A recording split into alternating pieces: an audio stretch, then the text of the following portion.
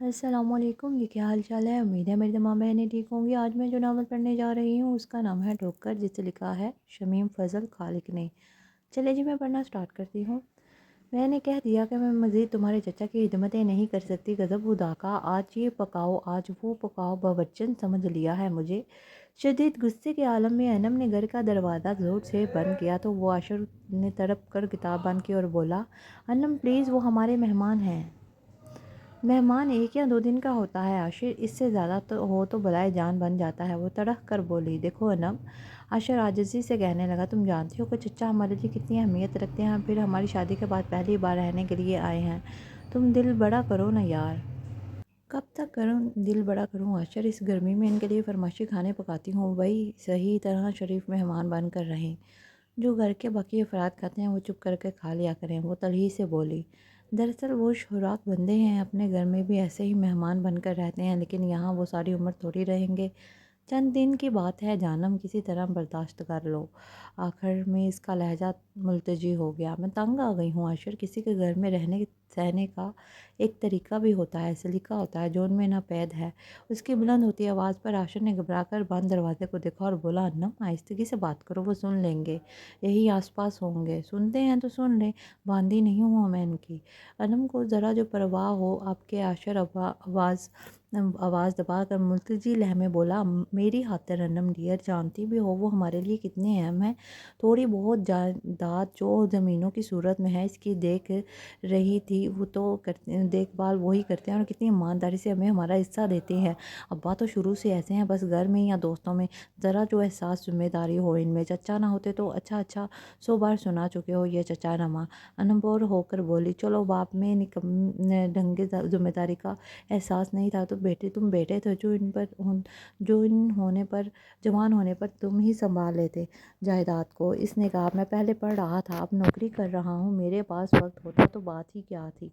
तुम क्या जानती नहीं हो मेरी रूटीन को, सुबह का गया शाम को घर आता हूँ। चचा की वजह से बड़ी ढारस है, घर पैसे देते हैं। अनम अब के खामोश रही तो आयशर इसके करीब होकर मुलतजी लहजे में बोला, बर्दाश्त कर लो अनम मेरी जान, और हाँ एक और बात भी है। अनम ने सवालिया नज़रों से इसे देखा।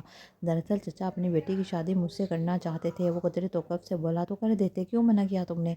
अनम कंधे उचकाकर बेपरवाही से बोली, तुम जो पसंद आ गई थी, बल्कि तुम्हें भी तो मैं पसंद आ गया था। क्या गलत कहा मैंने। इसकी आंखों में देखते हुए आयशर बोला तो अनम की नज़रें बेख्तियार झुक गईं। इसलिए तो चचा ना हमारी शादी में आए और ना बाद में आए। अब थोड़ी नाराज़गी कम हुई तो आ गए हैं, लेकिन वो बरमिला कहते हैं कि इनकी बेटी भी जैसी बेटी पूरी दुनिया में नहीं है, बल्कि एक तरह से वो तुम्हें परखने के लिए ही यहाँ आए हैं। मैं चाहता हूँ कि तुम उन पर अपनी डाक बैठाओ और वो समझ लें कि तुम इनकी बेटी से ज़्यादा अच्छी, सुलझी हुई और समझदार हो, और ये मेरी ख्वाहिश है अनम। अशर इसे मुल्तजी नज़रों से देख रहा था। अनम से जवाब देने के बजाय उठकर बाहर जाने को लगी तो आशा ने इसका हाथ पकड़ लिया। क्या हुआ अनम, कहाँ जा रही हो। वो परेशान हो गया। चचा के लिए क्लब सैंडविच बनाने, शाम की चाय के साथ, फरमाइश है इनकी। वो तेज़ी से दरवाज़ा खोलकर कमरे से बाहर चल गई, लेकिन जाते हुए दरवाज़ा इस ज़ोर से बंद किया कि आशर के कान बाज उठे। वो बेचारा अपने कान मसलता रह गया। आशर जिस कंपनी में काम कर रहा था वहाँ अनम भी काम कर रही थी। दोनों के बीच पहले पसंदीदगी और फिर मोहब्बत का रिश्ता इस्तवार हुआ। फिर मोहब्बत इश्क में तब्दील हो गई और आशिर ने अपने माँ बाप से ज़िद शुरू की कि वो शादी करेगा तो अनम से करेगा, जबकि आशिर के वालिदैन की ख्वाहिश थी कि चचा की बेटी सदफ इनकी बहू बने। वो एक खूबरू और खामोश सी फरमाबरदार लड़की थी जिसे किसी बात में ना कहना आता ही नहीं था। वो चचा की भी आशिर को दामाद बनाने की ख्वाहिश थी, लेकिन आशिर अपनी इस बात पर ज़िद अड़ा रहा। आशिर के माँ बाप मरंजान समरंज किस्म के बंदे थे। वो तो ना बेटे के साथ ज़बरदस्ती कर सकते थे, ना इसे मजबूर करने का फ़न जानते थे। सो वो मान गए और अनम को बहू बनाकर घर ले आए। अनम ने सबसे पहले तो जॉब छोड़ दी और घरदारी में दिलचस्पी लेनी शुरू की। जल्दी उसे पता चल गया कि इसके सास ससुर बड़े बेज़र्र किस्म के लोग हैं। ससुर या तो घर में होते हैं या फिर दोस्तों के साथ होते हैं। जो भी घर में पकता सास ससुर चुप कर खा लेते। इनकी कोई फरमाइश भी ना थी। अनम पर इनका कोई बोझ था। सास घर का काम तो कोई ना करती, लेकिन किसी काम में दखल भी ना देती। वो या तो मोहल्लेदारों में फिरती रहती या टीवी ड्रामे देखती रहती, गोया इन दोनों का वजूद ना होने के बराबर था। शुरू में अनम को थोड़ी शिकायत हुई कि सास काम में हाथ नहीं बना बटाती, तो इतनी बुरी भी नहीं है। ससुर भी भी बाहरी काम कर सकते हैं, लेकिन अनम की माँ ने इसे समझाया कि बेटी शुक्र करो तुम्हारे कामों में वो मुदाखलत नहीं करते। सास अगर तुम्हारे हाथ बटाती तो तुम्हारे किचन का हशर नशर कर देती। तुम्हें कोई चीज़ ठिकाने पर ना मिलती फिर भी तुम्हें शिकवा ही होता है। रही ससुर, अगर वो बाजार से सौदा सलफ लाते तो 10 चीज़ें अपनी पसंद की भी लाते और ये पका वो पका। शुक्र करो जो खिलाती हो तुम इन्हें वो सब्र शुक्र से खा लेते हैं। अपनी माँ के समझाने पर वो अच्छी तरह समझ गई, फिर कभी इसने शिकायत नहीं की। सब्जी वो डेरे वाले से ले लेती थी और एक खंडिया बनाकर सुबह शाम सारे घर वाले खा लेते थे।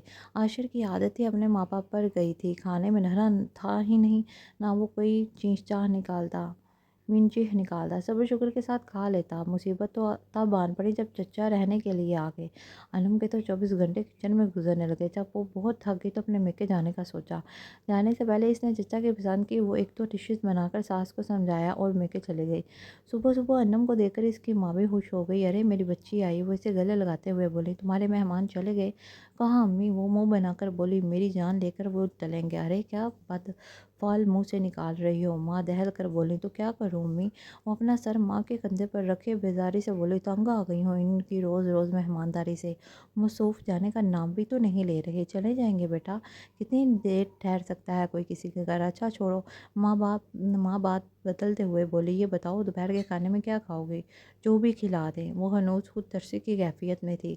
सो बेजारी से बोली, मैं आलू गोश्त बना रही थी। तुम जानती हो तुम्हारे अब्बा शोरबे वाला सालन पसंद करते हैं, लेकिन तुम्हारा जो दिल हो बता दो, वही बना लो अम्मी।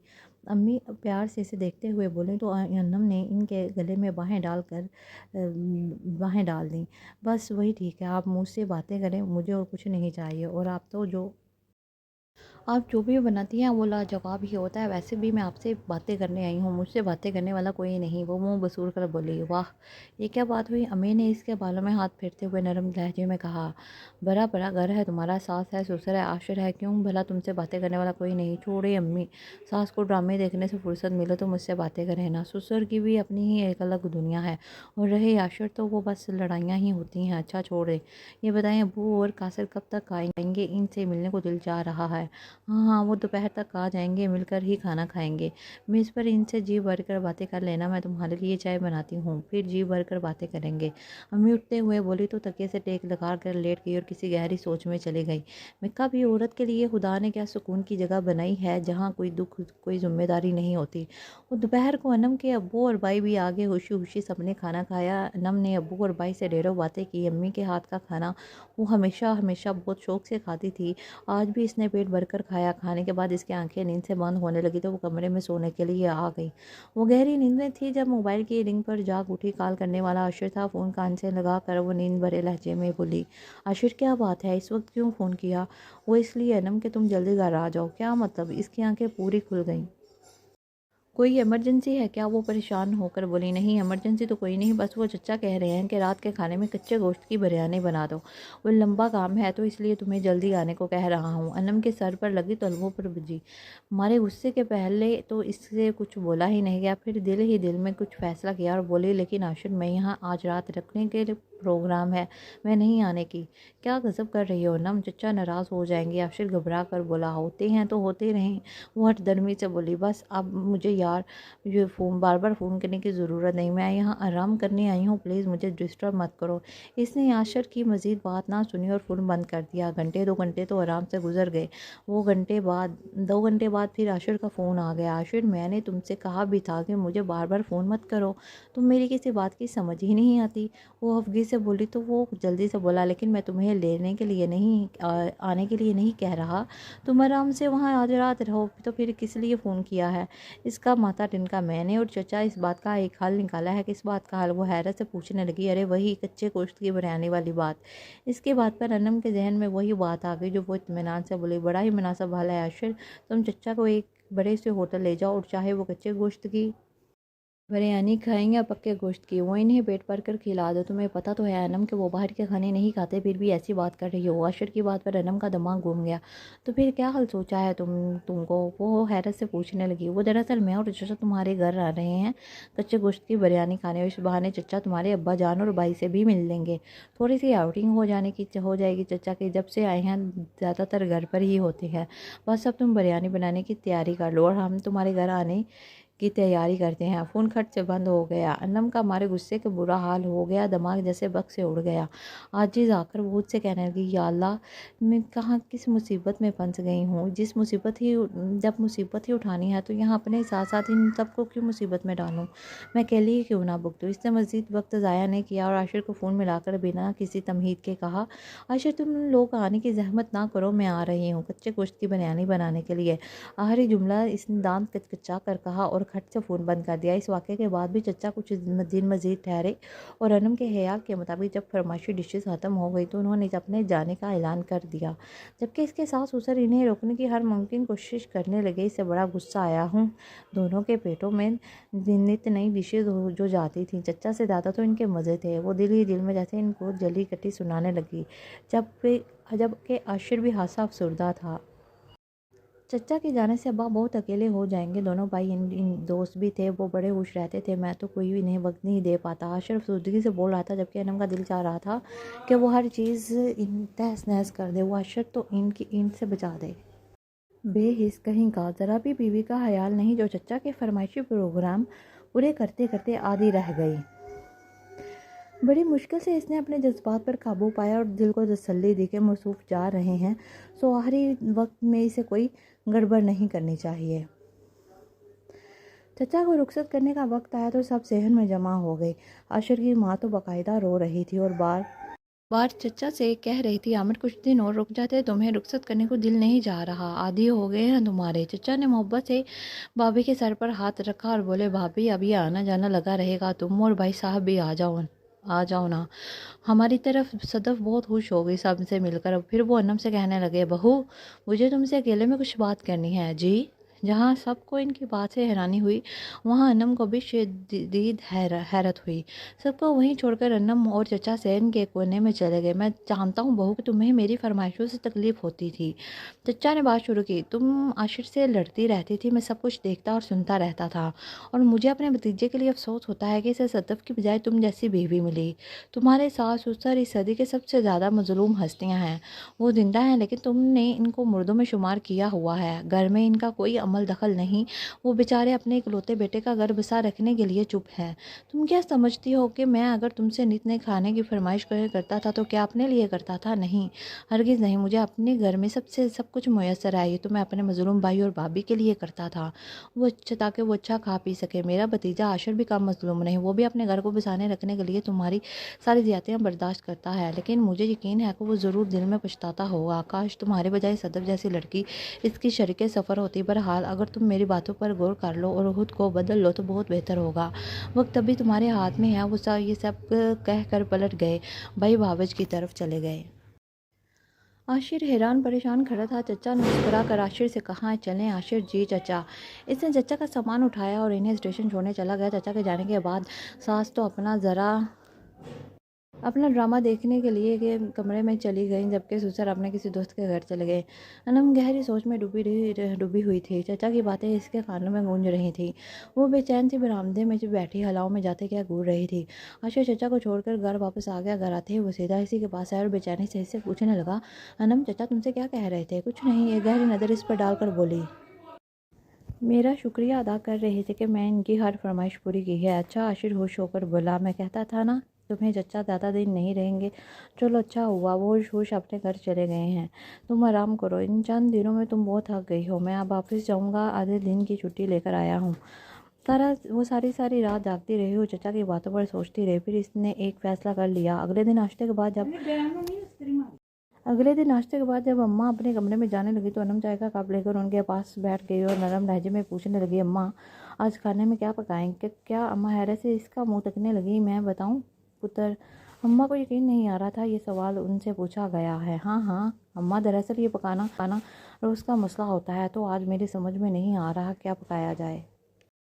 वो मासूम बनकर पूछने लगी, जो भी आसान लगे पुत्र वो बना लो, हम तो सब कुछ खा लेते हैं। नहीं अम्मा, आज आपकी पसंद का खाना पकेगा, बताएं ना। वो लाड से बोली। फिर एक बार अम्मा को यकीन नहीं आया। बेयकीनी से देखा फिर कदर तो कब से कुछ शर्मा कर कुछ हिचकिचाहट से बोली, वो अगर गोभी गोश्त पका लो तो। बात तो दूरी छोड़कर वो नीचे ज़मीन की तरफ देखने लगी थी। अनम को याद आया, एक बार आशर ने भी कहा था कि अम्मा को गोभी गोश्त बहुत पसंद है, लेकिन आशर की बात अनम ने अनसुनी कर दी थी। इसे खुद भी इसकी स्मेल पसंद नहीं थी। इस बिश्ती औरत ने कभी ख्वाहिश ज़ाहिर नहीं की थी, बल्कि इस दोनों मियाँ बीवी ने कुछ भी खाने की ख्वाहिश ज़ाहिर की ही नहीं थी। पहली बार अनम को लगा जैसे किसी ने इसका दिल महसूस कर रख दिया। इतनी देर में अब्बा नाश्ता करने आ गए तो इनसे कहने लगी, अब्बा आज से आप सब्ज़ी वाले से सब्ज़ी लेकर आया करो, और आज तो गोभी की सब्ज़ी खसूसी तौर पर लाइएगा। अम्मा की पसंद की आज पर हम गोभी गोश्त पकेगा। मैं लाऊंगा सब्ज़ी। इंतहाई हैरत से अब्बा अपनी तरफ इशारा करते हुए बोले, हाँ अब्बा, मुझे अच्छा नहीं लगता घर में मर्द मौजूद हों और मैं गोश्त सब्ज़ी दुकानें लेने के लिए दुकानें छानती फिरूं। ठीक है बेटा, मैं रोज़ सब्ज़ी या जो भी सौदा चाहे ले आया करूँगा। अब्बा बड़ी खुशदिली से बोले, शायद वो भी कोई मसरूफ़ियत चाहते थे। इस दिन अनम ने अम्मा से सब्ज़ी भी बनवाई और खाना पकाते हुए इन्हें साथ साथ लगाए रखा। साथ में वो अम्मा से बातचीत भी करती रही। आखिर घर आया तो इस घर में उसे एक अलग सी चहल पहल महसूस हुई। इसे हैरत हुई कि घर में कौन आया है, लेकिन ये देखकर वो गूंज कर रह गया कि अम्मा बड़े मसरूफ़ अंदाज में मेज़ पर बर्तन रख रहे हैं, जबकि अब्बा थैलों से सामान निकाल कर मेज़ पर रख रहे थे और साथ साथ अनम को भी बता रहे थे कि दुकानदार खीरा 60 रुपये किलो दे रहा था। मैंने कह दिया 40 रुपये लगाओ वो तो खरीद लूँगा, वरना नहीं। खैर हंसे बहस मुबासे के बाद इसने 50 रुपये लगाया। अनम सिंह के पास खड़ी थी और इसने वहीं से जवाब दिया, वाह बाजी, कमाल कर दिया आपने। मैं तो कभी 1 रुपया तक कम नहीं करवा सकती सब्ज़ी में, इसलिए तो कहती हूँ आज से घर का सारा सौदा आप ही लाएंगे। क्यों नहीं पुत्र, अब्बा के बाद में खुशी कुट कुट कर भरी थी। आशर के अंदर ठंडक सी उतरने लगी। अपने माँ बाप के उनके अज़ूए मुअत्तल की तरह देख कर वो बहुत कड़ा करता था, लेकिन घर का माहौल ख़राब ना हो इसी वजह से बीवी को कुछ नहीं कह पाता था। आज पहली बार जब माँ चारों ने मिलकर मेज़ पर खाना खाया, वरना अनम और अब्बा का खाना इनके कमरे में पहुंचा दिया करती थी और वो और आशर इकट्ठे खाना खाते थे। मेज़ पर अम्मा की पसंदीदा डिश देखकर आशर को ज़्यादा खुशी हुई और जो चहचहाती आवाज़ में बोला, अरे आज तो अम्मा की पसंदीदा डिश बनी है। हाँ अनम बोली, और अब एक दिन अम्मा की और एक दिन अब्बा की पसंद की डिश बनेगी। अब अब्बा ने शफ़क़त से इसके सर पर हाथ फेरा और बोले, जीती रहो बेटी। अनम को अपने रगो पे में सुकून और इत्मीनान की लहरें उतरती महसूस हुई। खुशी और सुकून का इतना आसान इलाज था। काश हम अपने बुजुर्गों को अज़ूए मुअत्तल ना बनने दें और छोटे छोटे बेदर किस्म के कामों में इन्हें शरीक करके इन्हें एहसास दिलाएं कि इनकी ज़ात कितनी फ़ाल है और वो हमारे लिए और इस घर के लिए कितने ज़रूरी हैं।